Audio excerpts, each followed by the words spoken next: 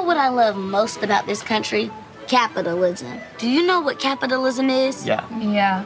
It means this is a free market system, which means people get paid for their services depending on how valuable their contributions are. And it seems to me, my ability to fit into that little bit is very, very valuable to you all. So, you want my help? This USS Butterscotch better be the first of many. And I'm talking free ice cream for life. What the fuck did you just say, Seth?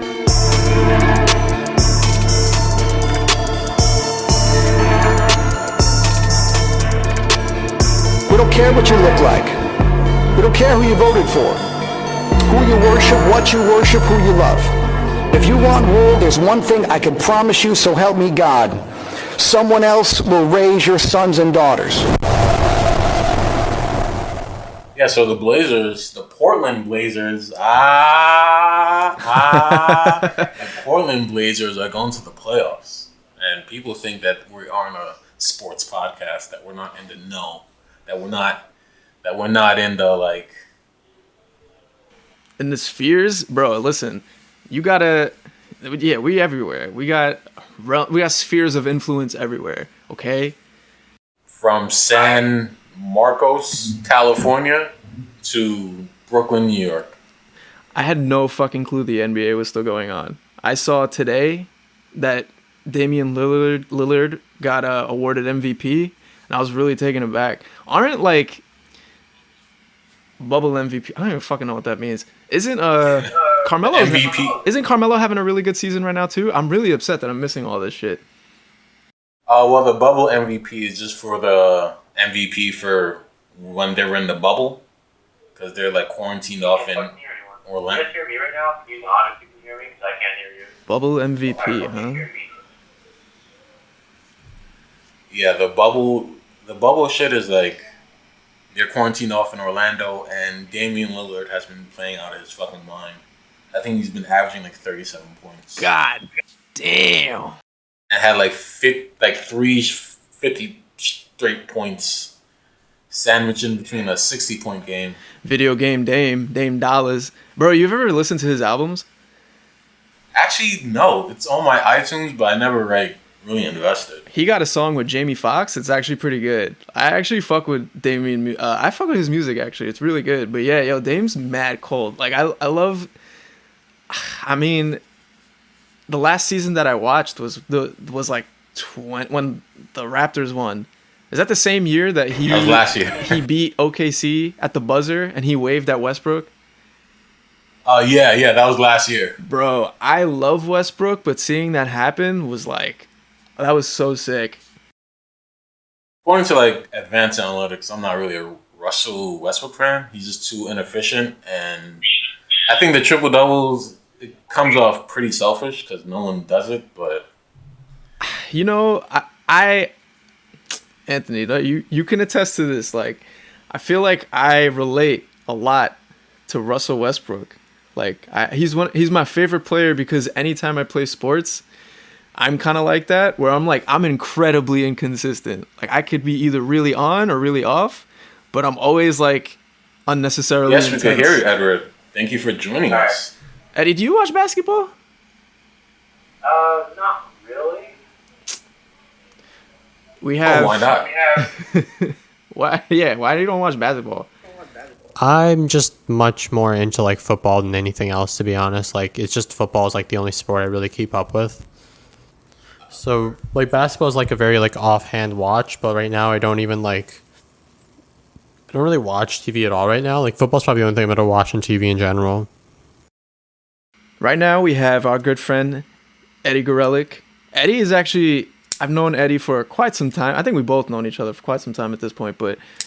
I've never heard of you before. But Eddie is a football analyst, data science analyst, all this other bullshit, musician. Big jaw. Eddie's gonna talk with us about Kamala Harris, the Red Scare, all this other bullshit going on today. Probably about sports. I don't know, but you don't watch basketball, and I don't watch football, so... Eddie was part of the Delusionals 3.0. We're not gonna talk about how many versions of this show we had. Don't make us look bad. No, it's good. It gives credit. It's the constant reviewing and rebranding that makes this show possible. That's a fucking fact, though. Like, all right, so I think while what is this? This is probably gonna be our 8th episode. I think it's kind of I think it would be kind of beneficial to give like a quick mission statement real quick. I mean, we've never done that before, but I mean, we're ever involved, ever changing. Like, you know how Trotsky believed in permanent revolution? We're permanently changing at all times. That's our mission statement. I have not read Trotsky. I've read State and Revolution. That's it. I don't want to out myself too soon. But yeah, I mean, we kind of started the podcast a while ago. Not really sure what the objective was, but it's a little different now. I mean, we try to be, I think we're a little bit more mature in our politics and our activism too. And I think that we've used this to highlight a lot of activism and politics so far, but also talk about world history and just shit that matters and give it to an area where that's not really the popular discussion. Like, our neighborhoods are not very political areas. People don't really speak up. People don't really have political conversations. And like, this is hopefully a step to change that. Now we got that the fuck out of the way. How do you guys feel about Kamala Harris being VP? Top shotta. It's top cop, top shotta. Bro, I'm not gonna lie, when they were like, so I kind of checked out. All right, I don't know about you guys. I checked out after Bernie lost. Like, I don't fucking care anymore. And like, yeah, pretty much. Yeah, it doesn't really matter who is the nom. It doesn't matter, period, for me, because it doesn't change the amount of work that I hope to do. But I will say, like, I saw them stupid ass people trying to do this birtherism shit, and people were just like, they were like, Republicans don't know if Kamala Harris is actually legally black. And I'm like, bro, all my friends said the same thing about me, Kamala. I'm with you. So that's gonna bring you to the polls now? I mean, that by itself, that might bring me to like vote for it. Yeah, Sal's really a believer in the identity politics, so he's like, it's just like me, so it is me, and I gotta vote for it. I mean, listen, I have been discriminated against by both of you before, so for the ambiguity of my skin. Did you say that you were like another denomination of black just this week in the group chat? I think I might have joked and said that I was Haitian. You're a Haitian, yeah. I mean, I might be honorary. No, not really. I'm definitely not honorary. You have to pay the iron price. Did you pay the iron price? I spent a year in Haiti. That shit is not. It's not fucking Domino's. Yeah, I've heard stories. In 1995 at that too. Yeah. I could not be honorary Haitian if I tried. I actually found a picture of myself in Haiti with my cousin. I'll show it to you guys after the podcast, but it's beautiful. That's premium content. That's only be visible once you pay for the OnlyFans. So that's the OnlyFans /Patreon wave. But hey, if you like Haitian children. Okay. So back to Kamala. So obviously we're just going to like dump on her because like she doesn't reflect any of our politics or policies, or she's just not cool. Not like I mean, it's not just the coolness factor, but sure, go on. Let's not be shut up when we're talking about civil rights issues.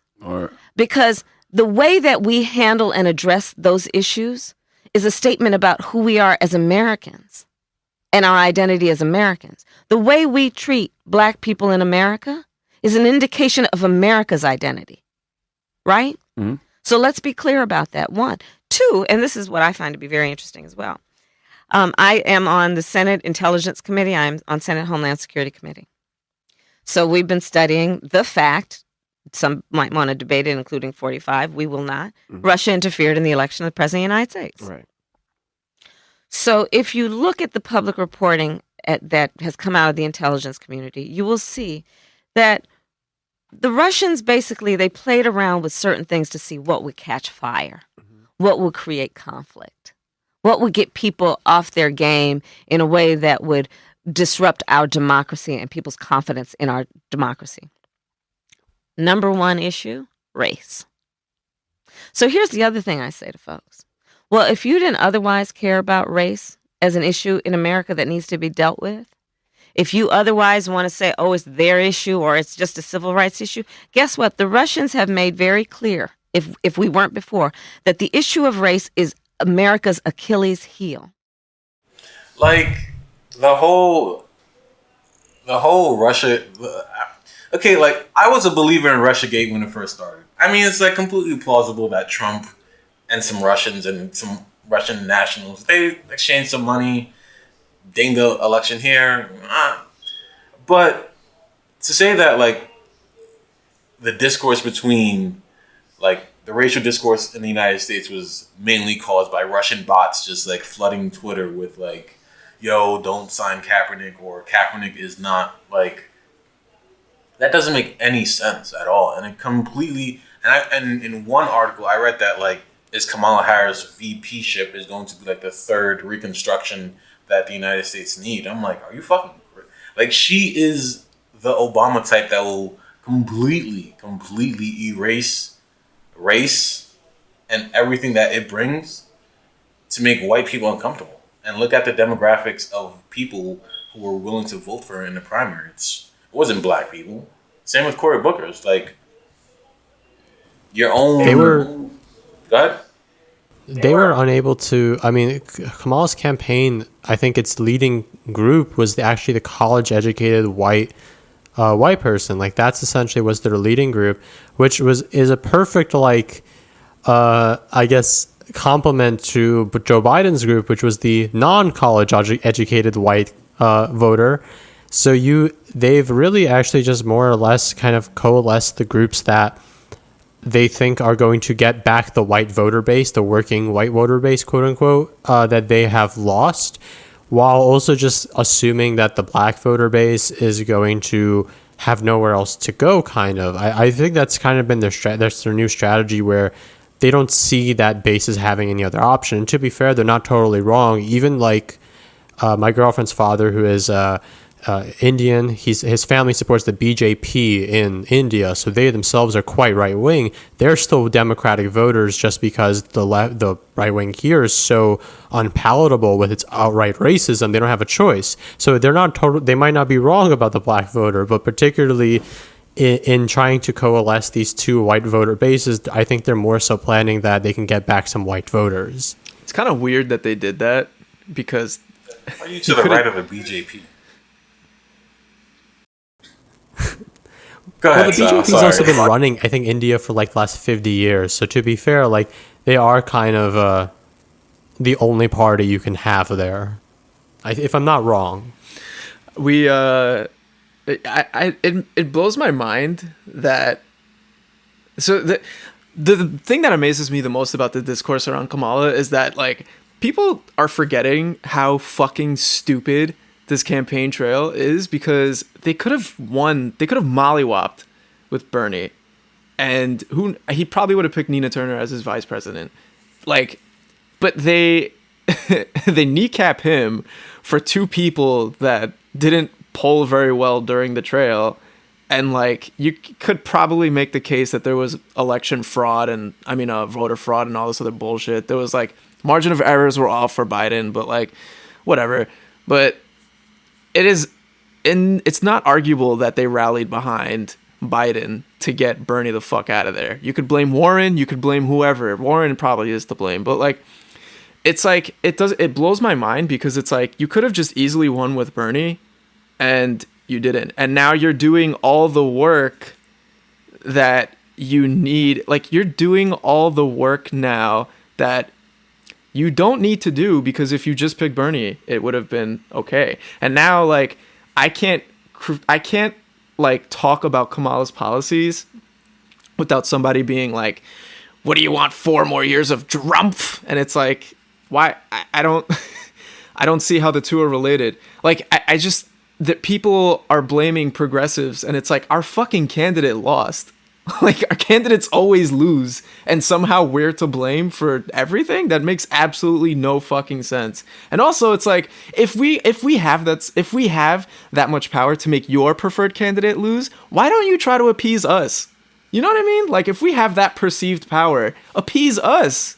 The fuck? You will get what you want, won't you? Don't you want children out of cages? That's what you want, right? Bernie probably would have gotten that done. But, you know, I digress. I don't know if he would have, but go on, Anthony. There's a potential pitfall with Kamala Harris. The fact that she was like 4th or 5th in polling when she exited before Iowa in her own state shows that this is not really a popular character. Like, why not go reach for a Karen Bass who is suddenly getting sympathy from the left? And hey, if you're down with Cuba, if you're down with eulogizing Castro and his merry band of communists, why not?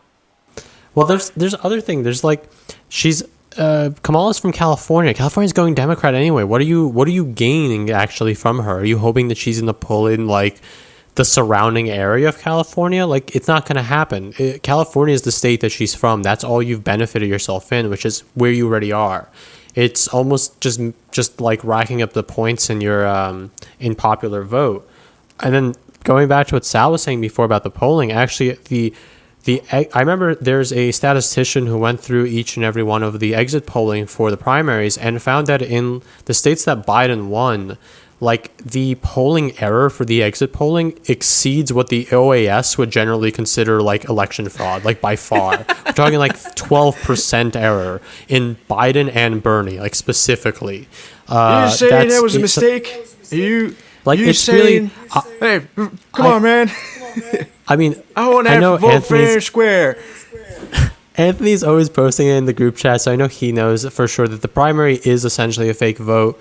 Like, legally, there's no actual legal precedent that makes the primary necessary to be a real vote. So that only just further cements the idea to me that it is fake. Like, it's just entirely show.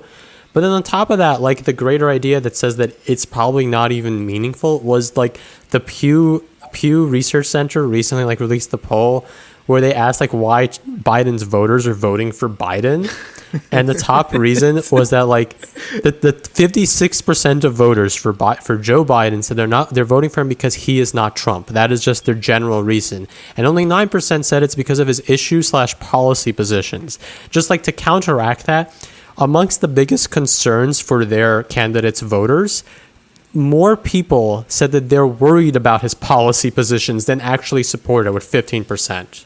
Like, it's absolutely insane, because there's no way this guy won the actual position, because if the only real majority reason they have is he's not Trump, then anyone in the candidates should have been picking up those voters. Why don't we like Kamala? My favorite thing about her was on the campaign trail, she just got grilled so fucking hard. I remember by Tulsi Gabbard. So full disclosure, I didn't give a single solitary fuck about Kamala Harris, so I don't really know too much about a lot of the things that she's done. I know enough to know that my overall take of her is that she's just an establishment Democrat. If she wants to do anything progressive, she ultimately changes her mind on it. And my favorite thing was her college grant thing, where she was just like, yeah, you know what? I'll give you a grant for college if you start a small business, like immediately exiting college, and if it makes in like $100,000 a month or some fucking wild shit like that. I don't remember what it was, but it was just like, I don't understand why she's viewed as this progressive prosecutor. You can look at her record, and I mean, there's like blunders everywhere. She's, you know,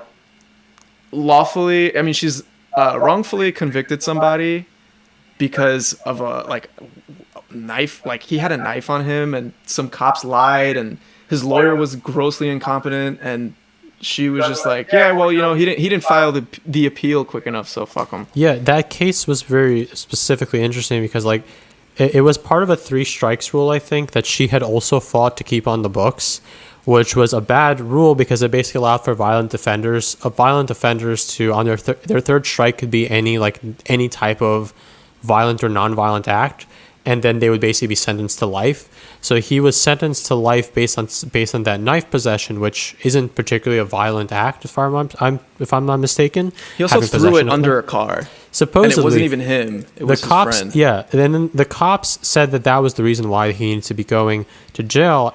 But when the evidence was revealed, as far as like both the incompetence of the prosecutor and many other details of the case of witnesses, essentially they proved that he was innocent. She then blocked his release, and then after he was released, also made him go back to appeal. He also appealed his release and tried to make him go back. So he had to spend like 6 months after being released. He had to then spend the remaining time trying to fight from going back in, which her office was interested in keeping him in. There's also the Ending Child Truancy Act, or Avoiding Child Truancy Act. I cut off Anthony. I'm sorry, Anthony. Go ahead. For me, I think the Medicare for All, her co-sponsoring it back in 2017 is like the ultimate slap in the face, because now we can't really gauge how deep in the Medicare for All struggle we are if we're going to have a person who says it for like political expedience, like she did for voting against the military budget. She voted for it in 2017 and 2018. She knew that she was going to run for president in 2020, so that's why she didn't vote for it in 2019, so she could have some plausible deniability saying, hey, I don't vote for Trump's military budget, at least recently. And I think with Elizabeth Warren, we overlooked that fact that, like, since she was the, as you say, the Theon Greyjoy of the primaries, we completely overlooked the many head fakes that Kamala Harris has. And I don't think that it's completely unfounded how she's going to make Joe Biden left, or even left up. What issue is she exactly going to, like, make better? People like her because she's a quote-unquote bulldog, because people in Trump's cabinet are quote-unquote afraid of her, and they don't like her in testimonies because she's aggressive. And I mean, that could actually be true, though. I mean, by all means, if she is law and order type, like, that would, by all means, mean that they would possibly be imprisoned by it. And they're worried that that's possible. Thing. But she's also she's voted for his military budget, if I'm not mistaken. She voted for his attacks on Syria, if I'm not mistaken. And she doesn't have any clear, motive in trying to really stop what they're doing, does she? No, not in any particular way on it. Grilling Mike Pompeo and Jeff Sessions when they're going to be voted into their cabinet positions anyway doesn't really do anything for me. What the fuck does that do? It's a show. That's great for C-SPAN, and like that doesn't do anything. And the fact that when she was California AG and she did not like prosecute Steve Mnuchin and One Sun Trust Bank, and who had now thousands of complaints, by the way. Say that again? Who had thousands of complaints, by the way. Yeah, they foreclosed on this grandmother's house, and she only owed like $9,700. And on top of that, her own office had actually sent a memo to her in 2013 stating that they knew there was some kind of unfair practice happening, to which she just basically ignored. Which seems kind of wild, because when you have something of that caliber, I'm sure they send plenty of memos. When you have a memo when you have something of like that scale, you should probably put some attention to it, because its potential is quite large. And you can't even say it's not like pay for play, or there's nothing untowardly about it, because she was the only Democrat that Steve Mnuchin actually donated to. So what exactly am I getting with this person? What justice, quote unquote, am I getting with this person? Right. There's this, I don't know if I'm saying it right. Was it Fosta Sesta? I don't remember the name of the bill, but there was, that was a blunder, arresting sex workers on the internet. There was her putting trans women in men's prisons, despite supposedly being a champion for gay rights. I know she pushed back on Proposition 8. there was, it's just, there's a lot on her record. It's one thing for someone to make mistakes, and this is something that I hope that whoever's listening, and if you are a fan of Kamala, like, this is something that I've been seeing people argue all the time. It's one thing to make a mistake and to change. I agree. Like, I would want that in a politician, of course. But what are these mistakes when you're in power? That is a very different mistake. It is not something that I am comfortable, trusting the morality of a politician to learn from their mistakes. That is not something that happens in history. Maybe it happens in interviews. Maybe it happens in policy. But it doesn't happen in policy is what I'm trying to say. Like, we over time tend to forget the crimes of these people because we don't want to hold them accountable. You do not have to hate these people as individuals. Like, no one, I don't care Actually, you do. about any of these people at the end of the day. I don't. They serve me. They serve you. That's what they're there for. But like, critiquing her policies and being concerned for her ability to stay consistent is a very valid criticism, because she is very inconsistent on her record. There's some things that she does on her, in her career that I like, and there's a lot that I don't like. And so, okay. What trust am I placing in you? One, if you support Kamala Harris, don't listen to this podcast. Just turn it off right now. I like, we're trying to build listeners to get some.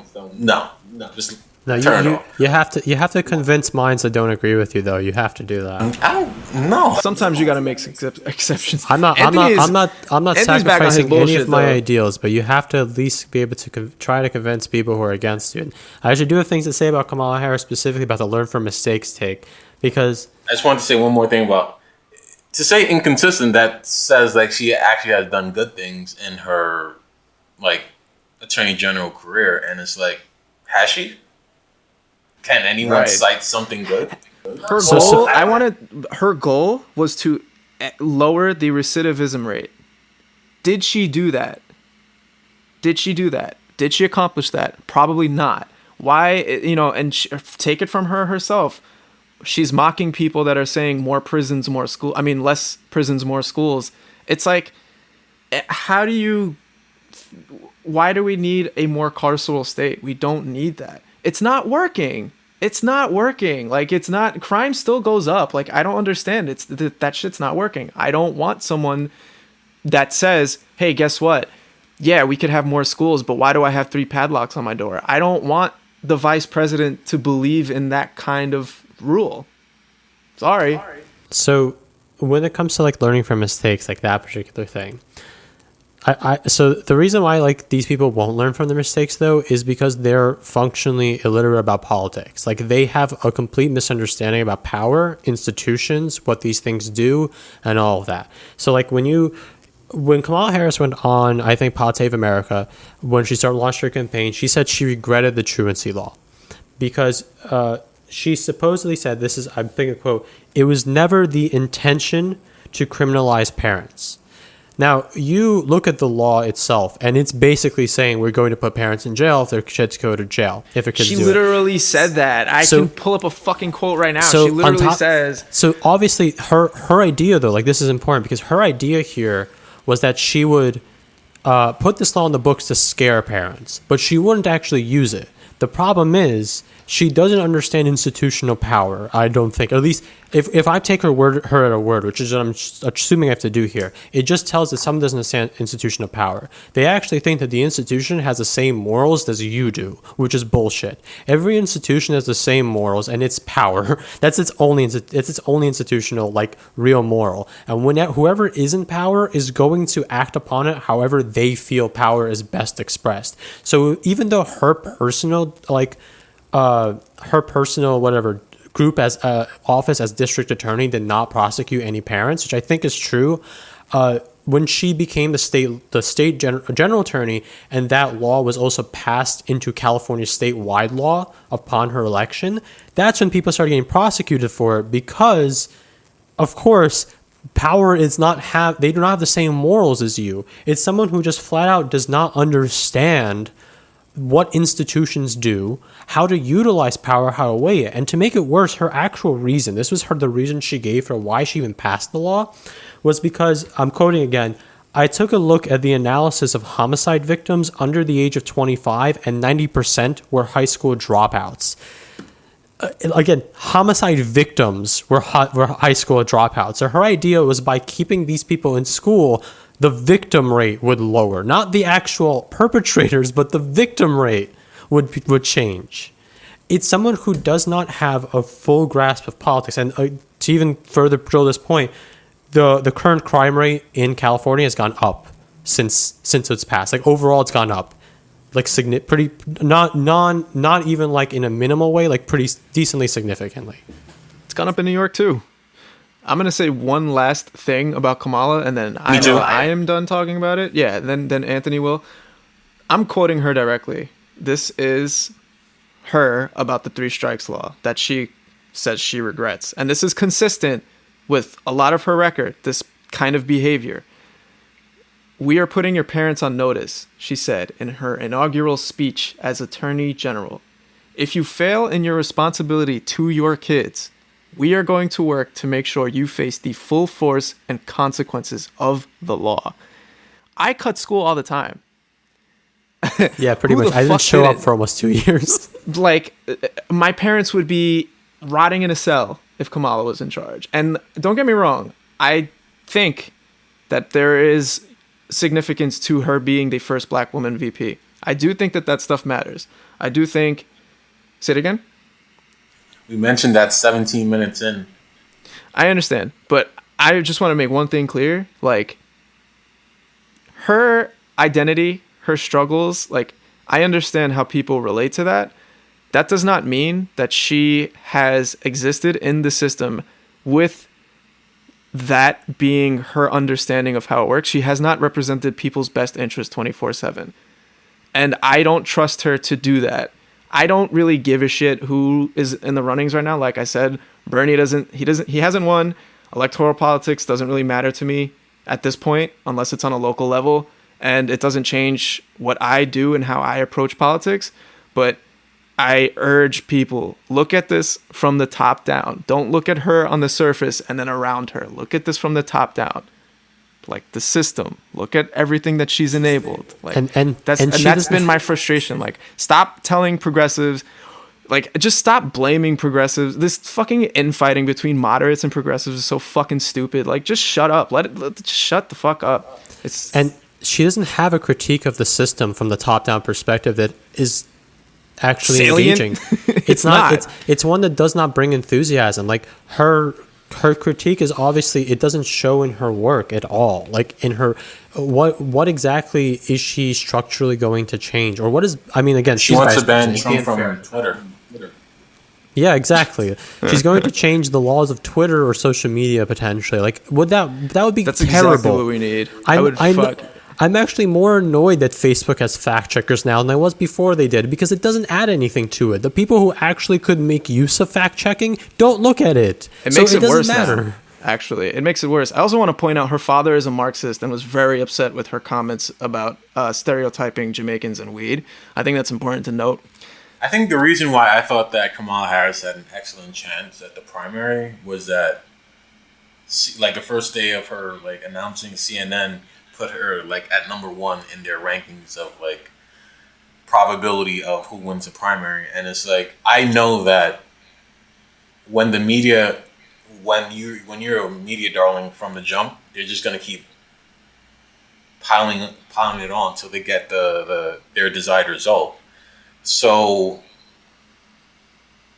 seeing what they did to Karen Bass and how they red baited. Yeah, let's talk about Karen Bass. Let's get off of Kamala. Yes, seeing how they red baited her because she joined this mission group. Was it Weather Underground or? I think it's. I gotta double check. I think Weather Underground is actually like some serious shit. Like they were out here. That's a different group. They were basically like they were doing quote unquote terrorism is what they would call it in America. No, the Carmel's Brigade. Shit. She wasn't. She was in. I'm double checking it right now, but I know that she eulogized. Was it Castro or was it Marion O'Neill Cannon? It was O'Neill Cannon. I'm pretty sure. It was O'Neill Cannon, right?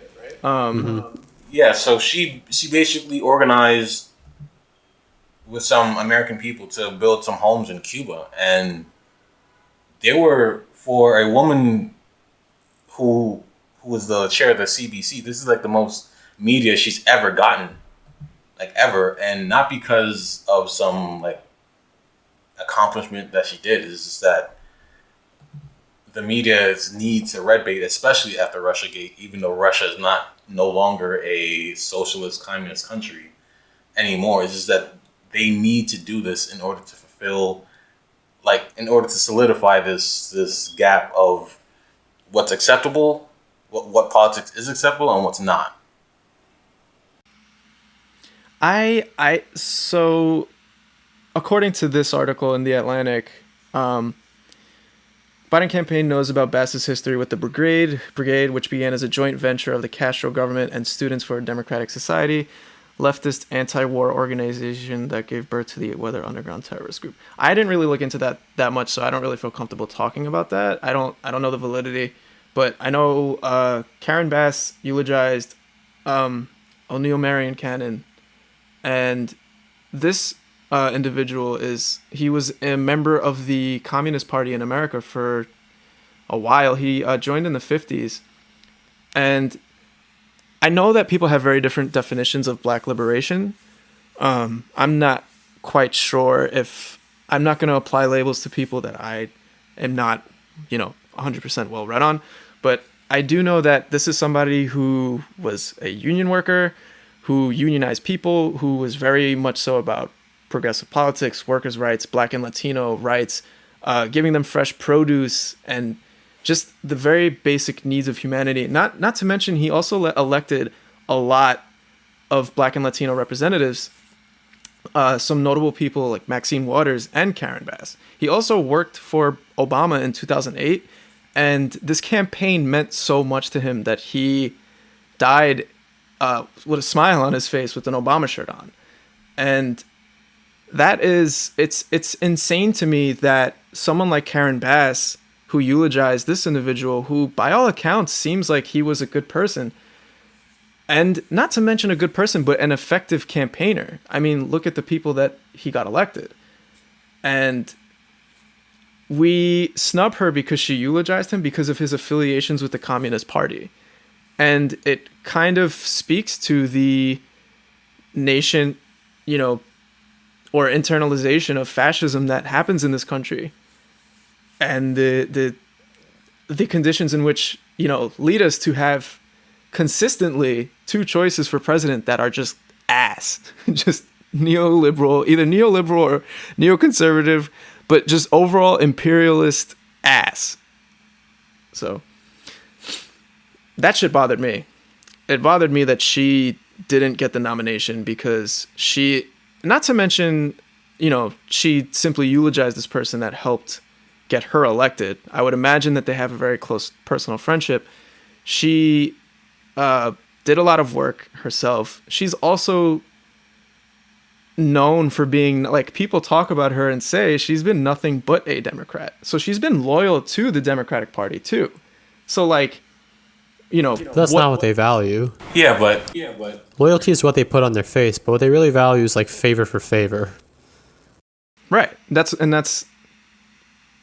of basically I'm thinking that the donors, the high level donors in the Democratic Party, picked Kamala Harris because that's what the Wall Street Journal said, that it was really up to the donors, and it gives you some insight on how we pick our political leaders in this country. And of course she's transactional. Like, she was, like, literally after confronting Joe Biden about him working with Strom Thurmond to do redlining, she had t-shirts already made saying, "I was that girl that you suppressed, and I didn't get to travel to school on time because they were so." Isn't that ironic? That she. I was gonna say though, like, Biden eulogized. I actually, like, saying that out loud. I actually, like, made all the things like connect. Like, if her truancy bill was around when she went to school, with the racial people in the country, I'm sure that she would have missed some school, and then her parents, who were professors, like, let's not pretend like she came from a working class family, would have been in jail. And I don't want to see any Indian or Jamaican go to jail, but that would have been interesting. I'm painting. This was kind of the whole point of this episode. I want to paint a picture for people in which they can maybe try to understand, and like, because this is something that I've noticed reading this shit, and I want to know, maybe I'm crazy, maybe I'm not, but the hegemony, whatever the fuck, in this country, like, how insane is it that our Democratic nominee for president eulogized Strom Thurmond? Is that his name? Yes, it is. And RGB also has a gift from him that she keep like a bracelet or some shit that she holds on her forever. And like, RGB is another person that's lionized as this progressive liberal feminist. Can you not call her RGB? That's really bothering. Sure. Joe Biden is the Democratic nominee, like I said, has the most support among, I mean, I think he is the closest thing to Obama. I don't even really know what the fuck his appeal is. I just know, to me, he's funny because he just curses out everybody that talks to him. But it's insane to me, like you said, like, Joe Biden eulogized Strom Thurmond and he supported redlining. That is something that directly affected Kamala Harris. But Kamala Harris has, by and large, supported and been a product of the carceral, like, she's a cog in the carceral state that kind of lets that machine keep fucking going. You know, like, it's crazy how these cycles kind of continue, even for the people that directly suffer under them. And a large part of that has to do with the way that we the way that we treat people that eulogize communists, so to speak, the way that we treat leftists, the way that we treat leftist discourse. I mean, like, it's a very subtle form of suppression, but that shit looks like it's working. And I think, to me, that's scary, because if you talk about what happened in Cuba fought for independence, I think, in the Spanish-American War. Is that correct? Somewhere in the late 1800s, late 1800s, yeah. Yeah. And the Cuban Revolution in 1959, U.S. has invaded them. There have been, embargoes. There's been assassination attempts, just far-right coups, all this shit. And Obama tried to, I guess, create peace. He visited Cuba for the first time, I think, I don't remember the year, 2016 probably. He rescinded some embargoes, and he wanted to normalize relations with Cuba.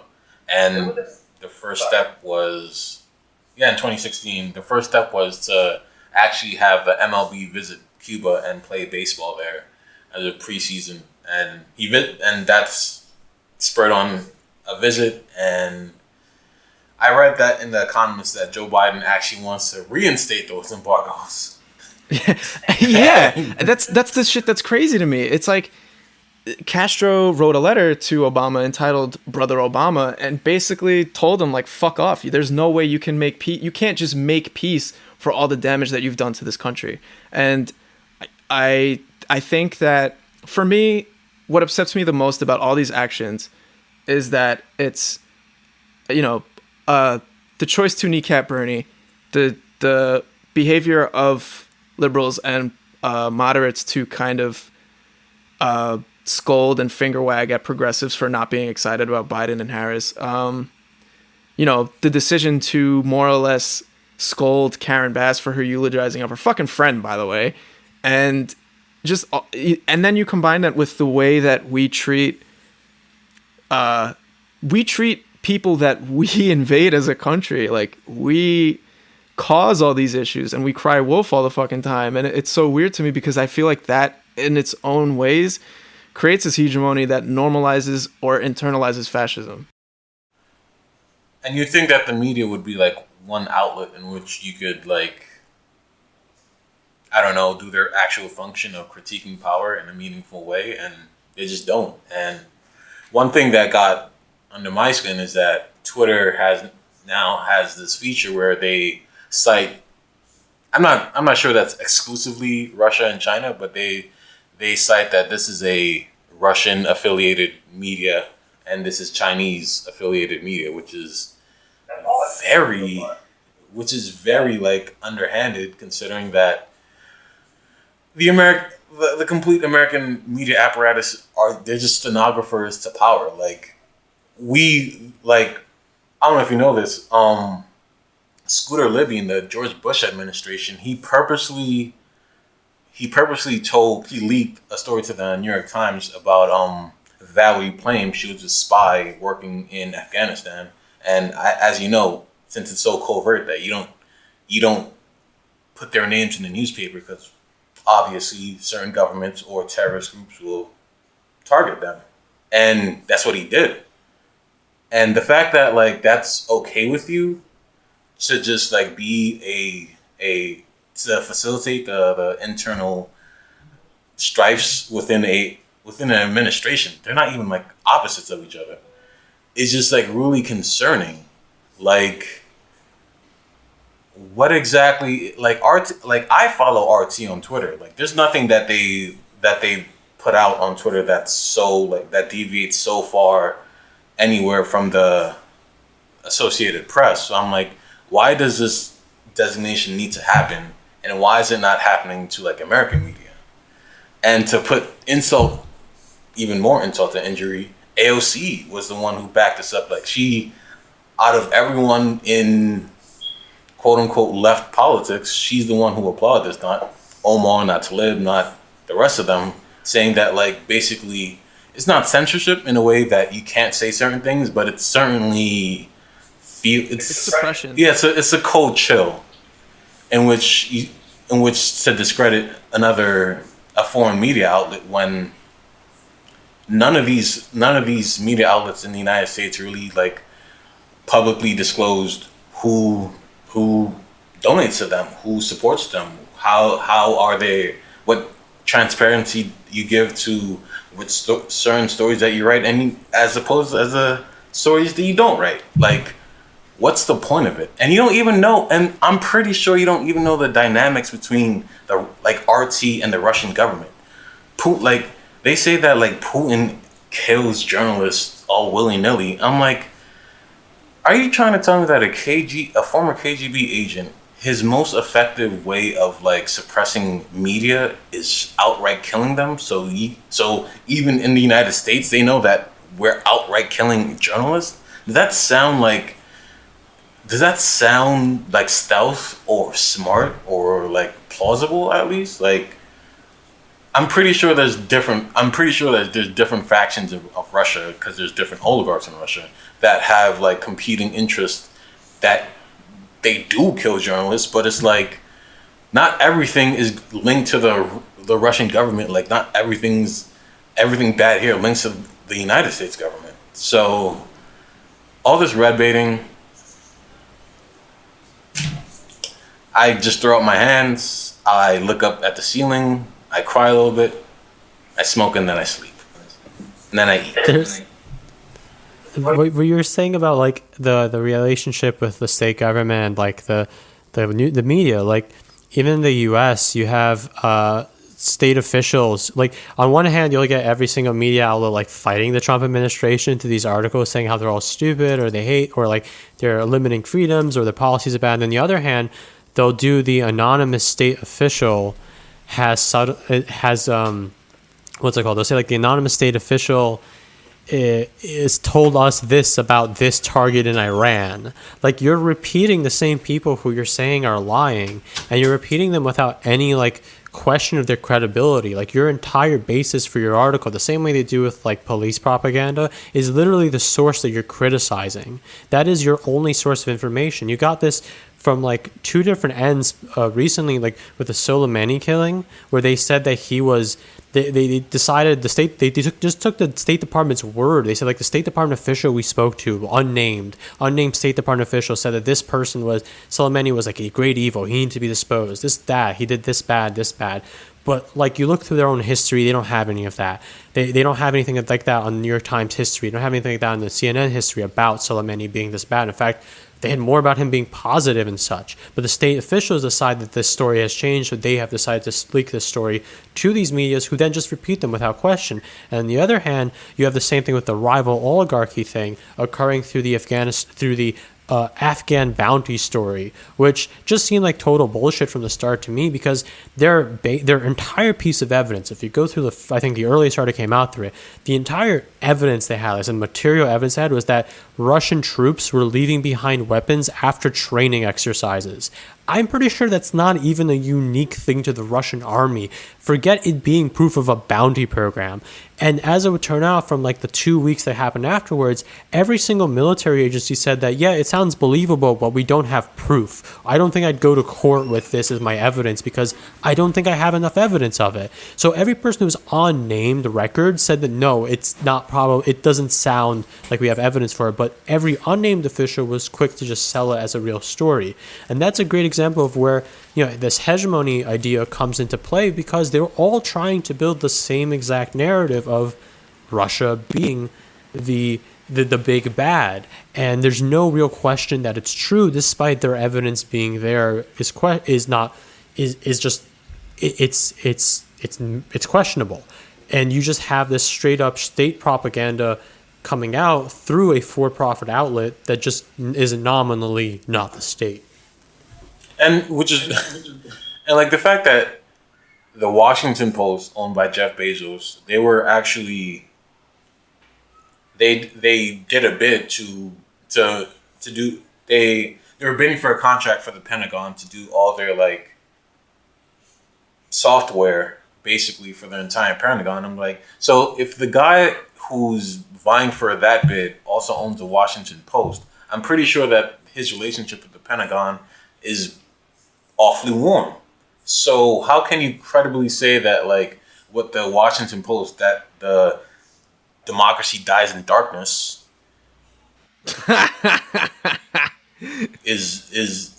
has the ability to validly critique the people that they're trying to get money from? That doesn't make any sense. No, it's straight up and the antithesis of what is like a fair, balanced democracy or a real news network. It's why like for-profit news as a whole has a massive issue in it, because if you have a problem when you're taking money, when money is your main like driver for getting information, because then information becomes questionable to what is the most valuable information you could sell.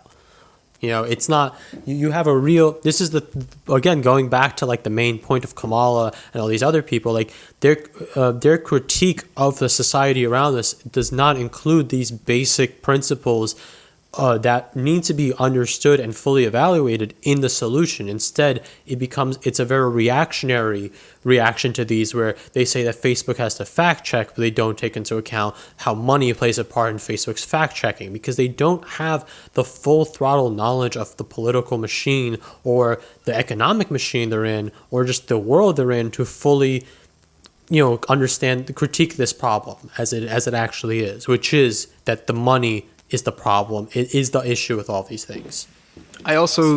One thing that really pissed me off about the AOC asking Zuckerberg to censor things on Facebook, I don't understand for the life of me how you could have been, you had a grassroots campaign. I'm sure you've spoken to plenty of people, plenty of Republicans, plenty of people on different sides of the aisle. And like, how do you see that giving corporate, how do you see corporate censorship as a good thing? And the thing that annoys me about that the most is that it's not, if it's an issue that you feel like you needed to press the CEO and convince him about, why is there no concerted effort by, anyone in the DNC to, I don't know, maybe not censor people on the internet, but fucking provide a platform that makes them feel like they can't trust any information? Because a lot of the talking points that are spewed on social media, it's all of it is like half truths and shit. And like, I feel like a lot of the reason why people complain about censorship is because our government is completely incompetent and all around. And when neither side is providing you an answer, but the Republicans are very good at pointing the finger and playing the victim, who are you going to side with? Who are you more likely to side with? It's very easy to be reactionary and fall into being a Republican, or being a conservative, falling for these conspiracy theories, because there's no effort by anyone on the left to really take these conspiracy theories head on. I disagree with that, actually. I don't like, especially her. I remember like version 3.0 of this podcast when we spoke about how Twitter was censoring Palestinian groups that were trying to promote on Facebook and Twitter, and literally the NSA, like I think The Intercept found some NSA memo saying that, hey, directly directing Twitter to point out specific targeted Palestinian groups. I'm like, how can you exactly justify you cheering Twitter on when one of your platform promises is to like have a free and open Palestine if they're doing that? And all the censorship they may start on the right, like QAnon and Alex Jones, and everyone, not me, but everyone is seemingly cheering for it. But they're going to take out the left. I remember even Chapo. They took down Chapo's Reddit or subreddit just to balance out that, hey, we took down a right wing podcast Reddit. Now we're going to take a left wing, even though Chapo is harmless. Like they don't. Well, they wouldn't. It wasn't a podcast. Right? It was actually like the main Donald Trump thing they took down. But yeah, the same thing with the balance. So they also, Brace Belden of TrueAnon is on a list from the DHS. Yeah, and it's like he fought against ISIS. So the fact that he's on a list from the DHS is kind of fucking insane. I mean, the thing you said before about like why they fall into these groups or why they fall into Republicans isn't because I think that they point fingers to blame, but I think it's more about they validate the reality of these individual people. Because like, right, that's what I wanted to say. If you look at the Democrats, like they don't really validate the reality of most people. Most of their viewpoint through the world comes through this very upper middle class or upper class view that's very corporate, where they're just trying to basically appeal to, someone who wants to get a job at Goldman Sachs. Like that's their main like goal. And they're not really like talking about something that affects someone who's living in, say, rural Alabama, who has a significantly different set of issues from trying to get into a corporate company because they're just discriminating them on the basis of like, their skin. For them, they have a lot of surrounding area issues that are also missing to them. So there's a massive loss there from the analysis of what people's problems are, without the Republicans at least like when you see, for example, QAnon being a good example, I think when you saw like Epstein get captured and Epstein go to, or get captured again, let's put it that way, and everyone was like kind of quiet about all the connections of it, there was a real question of why isn't there something being talked about here? Why isn't this a more big thing? This is very clearly like a large scale operation that even on its surface, like once you know about, you clearly understand like that's impossible without something big being part of it. And no one validates that reality. So the first people they find, the first community they find that does validate that reality, they're like, yeah, I agree. You're finally saying what I think. You're finally giving me the truth that what I'm seeing around me is actually not just my imagination. It actually is what I think it is. So it's less about being like finger pointers or anything. It's about just making sure that people's realistic approach to the world around them is what you also are agreeing exists. That was basically, I think, the Democrats. That's kind of like, I think we're kind of saying the same thing in different ways. I see it personally where just like the people that I know that spout QAnon talking points and stuff, it's mostly about the coronavirus and everything like that. Where does that come from? The uneasiness and the uncertainty and the lack of fucking proper education in this country that has led us to get so fucking pounded by this pandemic. But then you combine that with things like Epstein, the fact that Bill Clinton is so close to him, and all these other things. Like a lot of the DNC figures look very shady, And it's very easy to just kind of manipulate that. When people on the right provide, at like you said, like at the least they validate things. People on the left just tell you that thing's real. And that's exactly. really what people want to hear. It's the same. They don't care if they get the Ava DuVernay thing where I see you and I don't care. Like at least just being seen by the person is enough to at least make you feel like someone's at least telling me like that I'm real. Whereas if you just ignore it, you are literally just risking at every moment that these people latch onto something else. And again, institutional distrust has been so ridiculously high since 2016, well before Trump got in. Like, institutional distrust is massive. So of course, these people are clinging on to the reality they see, which is the institutions can't be trusted, of which also the institutions refuse to acknowledge that they can't be trusted, which is in their own interest.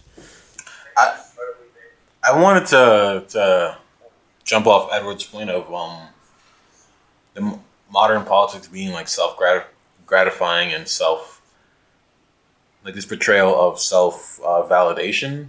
And I think that's what we saw in the Alex Morris, Richard Neal fiasco this past week, where there was like allegations that came out that Alex Morris was doodling his students, but not his students, but the students of the college in which that he taught at, and like this whole big commotion. And I didn't really like the reaction that the Sunrise Movement, DSA, and Justice Democrats had with him, considering that this is not the first sexual allegation that a progressive congressman candidate is going through. Like Cenk Uygur of TYT, he went through the same thing.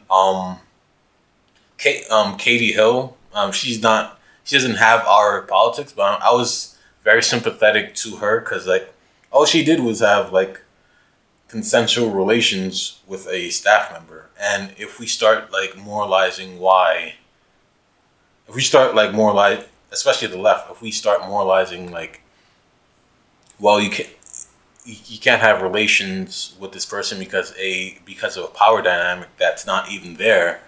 How are you supposed to like attract people to that, to our politics? Sorry.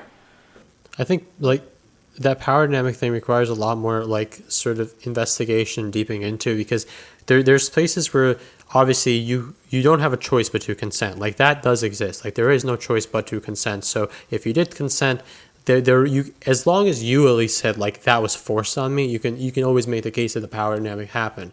But if you get power dynamic into the case of, where other people are presenting that power dynamic as existing and that being the cause of like exploitation, you have a problem, because why other people don't really have the ability to moralize that. I can give an anecdotal example. My friend from college, for as long as I've known her, since she was 20, has exclusively dated 32-year-old men. It's a very specific number. Yeah, I mean, it's always men over 30, like no joke. And I would say generally 31, 32, 33. So she's always in the imbalance of the power dynamic, but that is what she seeks. If someone else is to moralize it for her sake, they're actually incorrect, because she wants that. She is seeking that. And the funny thing about this specific example is that they didn't know that he was the mayor of Holyoke before they had relations. They did after. So it's like, so imagine like rolling out of bed and saying, wait a minute, you're the mayor? Well, now I feel dirty. You coerced me to do this. Now it's like, now I feel sexually harassed now. Like, I was like, and stop falling for that. Like, stop falling for like, stop fucking mayors. Because I read the DSA statement, and they said rape culture was included in that statement. I'm like, how is that rape? You had dinner, you had a great night, you woke up, you found out he was a mayor. How does that even like?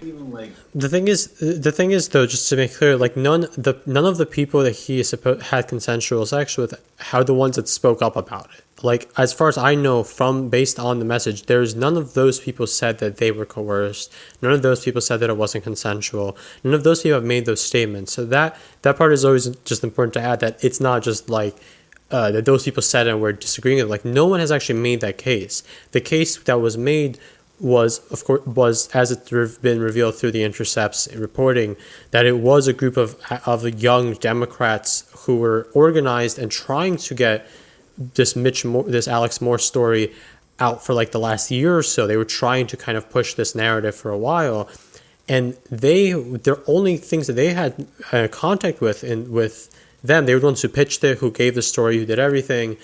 Their only contact was talking to him through Tinder and through Instagram, through which they have no evidence in their messages that shows that he was coercive or even flirtatious with them themselves.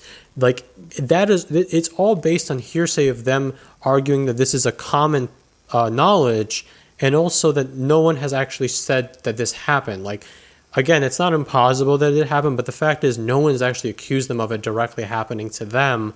And because of that, whatever case is being made on him is entirely third-party moralizing. It has nothing to do with his actual relationships or the people involved in that. Something about, I think, something about leftists not really having any power and like kind of shooting ourselves in the foot. You know, Richard Neal, if I'm not mistaken, is probably the biggest threat to Medicare for All, isn't he? Yeah, he's the chair of the Ways and Means Committee. So if Medicare for All was to come, he would have to put it up to a vote in committee for it to happen. And he takes the most money out of any corporate Democrat, which is saying a lot. From a healthcare industry, No. right? I'm not talking about no specific industry. I'm talking about period. Oh, okay. From corporations in general? Yeah. Yep. That's good. He's also trying to privatize tax filing. So that's good. That's interesting. That's great. Privatize tax filing? Oh, you're being sarcastic. with allies like this, who needs enemies? But that's. Oh, sorry, Anthony. So the executive director of the Sunrise Movement, she was part of the Biden quote unquote task force that's supposed to unite Bernie and Biden's policy ideas. So you're trying to tell me that you endorse Joe Biden, who has a credible accusation against Tara Reid. That thing is okay. You're going to vote for him. Like, he completely failed all the litmus tests that you have for him. He's completely gone. But Alex Morris is like the guy who already agrees with you, already has a history agreeing with you, and that you've partnered with. He's like, what, chopped liver now because there's an accusation of a story of a non-story?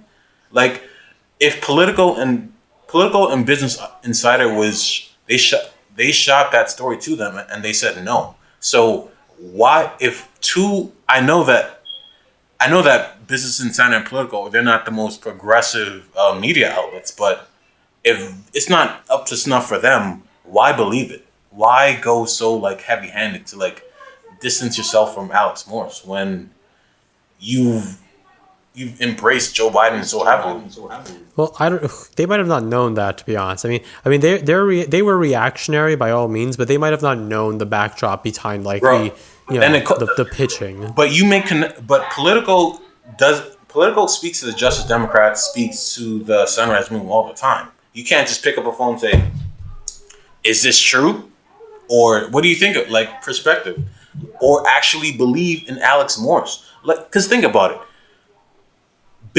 Think about all the sex offenders in the Democratic Party. They don't lose any support when they're trying to gain power yet again. And you're gonna do this because of what? There's no gain to this in like saying, well, I do this so morally. We're a moral group. We don't stand for sexual violence here. Look, if he actually committed sexual violence, I think you do have sort of a duty to be like, no, like this actually we're not down for it. But the fact being that they had such a weak case for it and it wasn't actually there. There was actually no case for it in like a real. There was no evidence for it. That is a stupid reason to be reactionary and just like automatically be like, wait, we're pulling out. It's just And now it's like I'm beginning to think that these are just like liberal reactionaries that I don't think infiltrated, but has been like attracted to this type of politics where it's like it's not about meaning some political goal, as in like trying to like implement the Green New Deal. Like that's the mission statement of the Sunrise Movement. It's now to like it's to dispense morality and have self gratification. Go ahead. My theory on that is that for, like I think I've said it a few times, but for a group of people that doesn't really wield any administrative power, I don't care what party you support. I feel like if you think the Democrats have any kind of leverage or pushback or any kind of balls, then you're fucking delusional. But hey, bada bing, bada boom, that's the show. But like it's very tempting.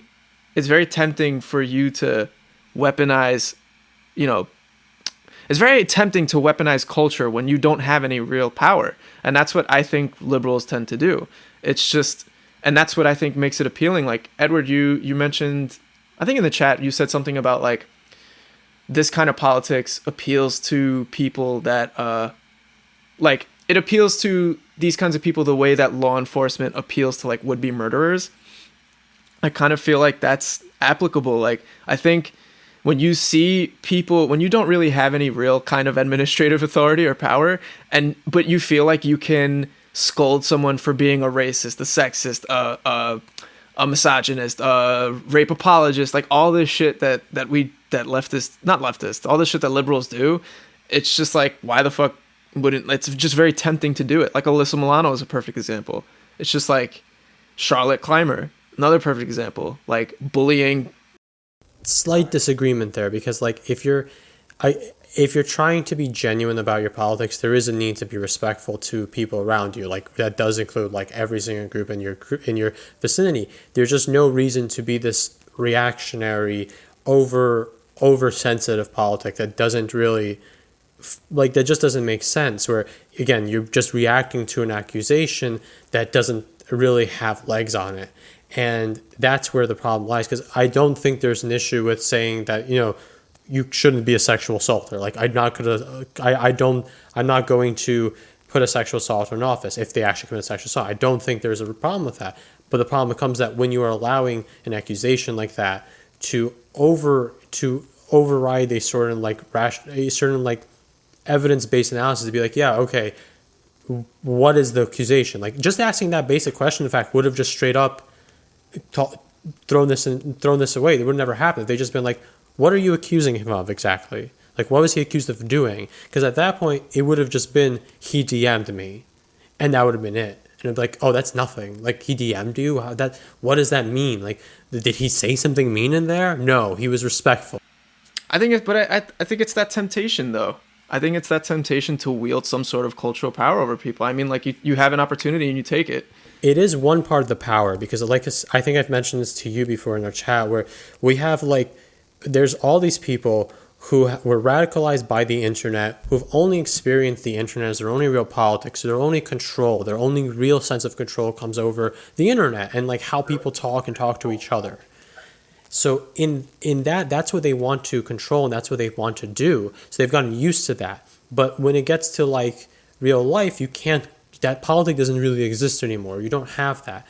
The other problem being that you have people who are not totally politically knowledgeable. Like I said, the same way it comes down from the top to the bottom. Kamala Harris, same thing. They don't have the institutional or political knowledge to understand that every one of these media outlets are going to destroy you constantly. That is their goal, to destroy you, because you have a significant danger that you present to them, because they are invested in that profit structure that you're trying to get rid of. And you are their enemy. You shouldn't ever take them at face value. So without that knowledge, you are always going to have a slight problem appear. And like they thing to say before, I think we're probably going to wrap up after this. Yeah, and they know like which chords to pluck, like sex, like. Ever since Me Too happened, they know that if I accuse a Shahid Buttar or Alex Morris of like any sexual proclivities, that everyone seemingly on the left is just going to like disarm and say, well, we have to take this seriously unless hey, are you a Republican? Do you care about women? Do you care about all these things? I'm like, I understand it when it happened to Cenk. I understand when it happened to Shahid. But this is the third time in since October? And third time in 10 months? And you don't see the pattern? Like you're not gonna wisen up to the pattern. Cenk literally started just as Democrats and did not get their endorsement.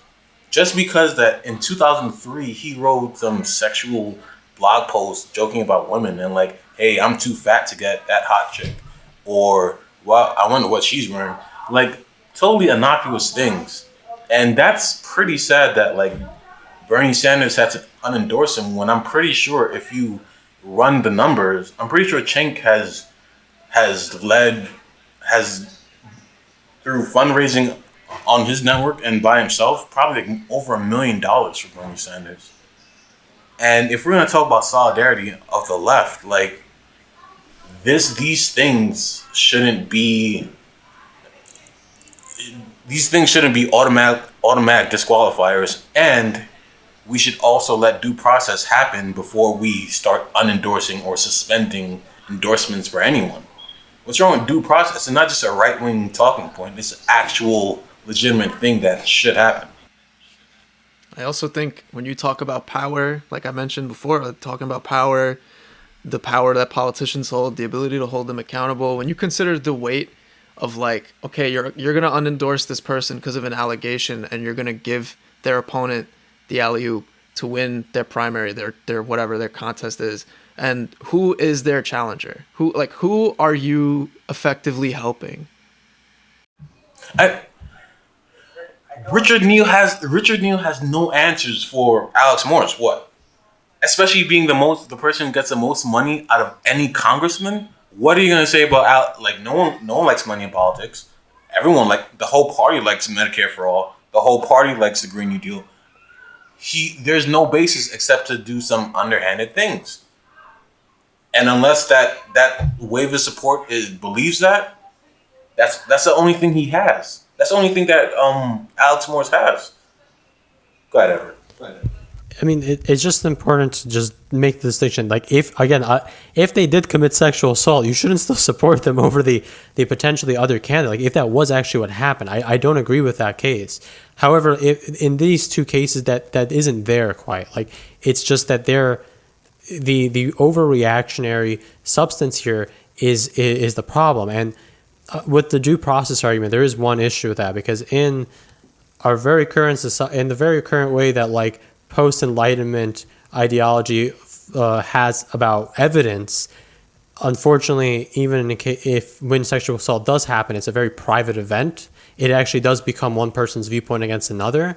So you don't have a clear answer with that due process. But again, the thing with these cases is that no one has claimed that they committed sexual assault. And that is the problem. And that itself makes it reactionarily and stupid. And on that note, don't be stupid, kids. All right. That was our resident Ukrainian football analyst, data analyst, Edward Gorelik, Edward Gorilla. Edward, can you sign us off in Ukrainian or Russian? Or I have no idea how to speak other languages. I can speak it like the most conversational way with my mom, but with no one else. That's sick. You can say hello, how are you in Ukrainian? Absolutely, I can do that. It's like a parlor trick. You want it? Can you do that? If you want it, you got to Venmo me $5. It's part of my OnlyFans. Oh baby, I know what I'm doing. All right. Thank you for joining us, y'all. Thanks, guys. Probably say where people can follow you. You could. I don't really want people to follow me. All right, yeah, I guess I do need feedback. Follow me at Delusional Ant on Twitter. That's all one Twitter handle. Yeah. Follow Anthony. I'm not saying my Twitter handle on this shit. All right, fine. My Twitter it's Dead Meat Limo, DEAD MEATLAIMO. And I'm Edward Gorelik, EDWARDGORELIK on Twitter. Let us know what you think. Leave a review, because we've been doing quite some few episodes. We really want to know what people think and what kind of shit they want to hear and all that other bullshit. So please, if you like what we're doing, if this is substantive to you, please tell us how we can make this better. Thank you.